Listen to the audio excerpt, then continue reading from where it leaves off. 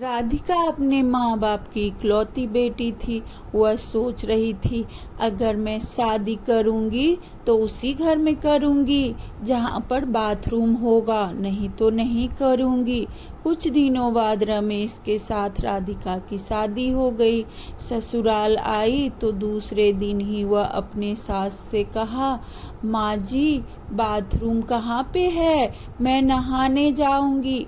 अरे बहू, यहाँ पर बाथरूम तो नहीं है, सब लोग यहाँ पर तालाब में नहाते हैं। क्या? हाँ बहू, और मैं भी वहीं जाती थी, लेकिन अब पैर काम नहीं करता तो आंगन में ही हैंडपंप पे नहा लेती हूँ, तू भी नहा लेना। वह अपने पति के पास गई तो उसने कहा, अभी मेरे पास पैसे नहीं हैं। तभी उसने देखा कि उसकी सास हैंडपंप पे लोटे से नहा रही है। तभी वह एक बाल्टीन पानी ली और अपने रूम में जाके स्पॉन्ज बाथ लेने लगी। पर ये ऐसे ही 2-3 दिन बीतता रहा। राधिका सोचने लगी, ऐसे तो मैं नहीं नहा सकती। तभी वो अपने सास से कहा, माँ जी मैंने अब अपने लिए रसोई में नहाने का इंतजाम कर लिया है। ये क्या बहू, रसोई में कौन नहाता है? और वह रसोई को बंद करके नहाने लगी। इतने में उसका पति और उसकी सास कहने लगी, अरे बहू, लल्ला ऑफिस को जाएगो, तू कब बाथरूम से निकलेगी जो रसोई में मैं खाना बनाऊं? अरे राधिका, तुम जल्दी निकलो, मुझे देर हो रही है, मैं नाश्ता करूँगा। अरे हाँ बहू, तू कब से रसोई में बंद होके नहा रही है, लल्ला को देर हो रहा है, दरवाजा तो खोलो। वो दोनों माँ बेटे चिल्ला रहे थे, लेकिन उसके कान में कोई जू नहीं रेंग रहा था। तभी वह दोनों वहाँ से निकल के एक शादी में गए तो देखा कि वहाँ पे शादी हो रहा था और नाच गाना हो रहा था। तभी उसे एक लड़की बताया, अरे दादी, आप बाथरूम के लिए क्यों परेशान हो?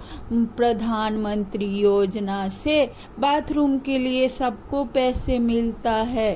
तभी उसने अपने बेटे से कहा, बेटा मुझे लगता है कि तुम्हें भी जाके देखना चाहिए कि ये कैसे होता है। हाँ माँ, तुम ठीक कह रही हो।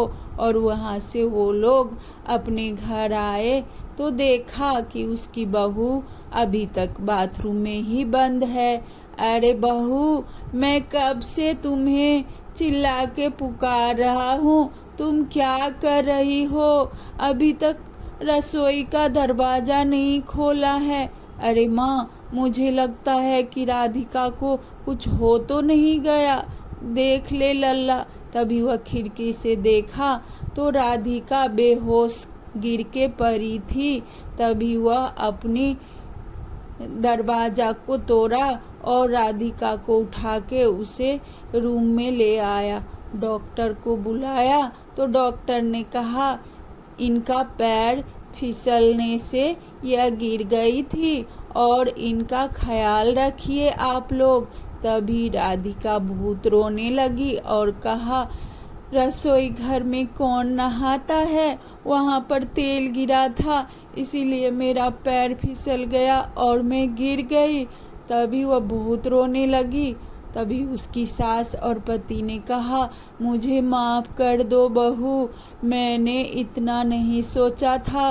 अब हम दोनों तुम्हारे लिए ज़रूर बाथरूम बनाएंगे।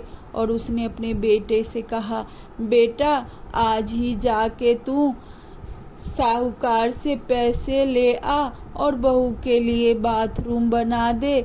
उसके बेटा ने कहा, हाँ माँ, तुम ठीक कह रही हो। और वह पैसे लेके आया और राधिका के लिए अच्छा सा बाथरूम बनवा दिया। अब दोनों सास बहू और उसके बेटे तीनों बाथरूम में नहाते और खुशहाल जीवन बिताने लगे।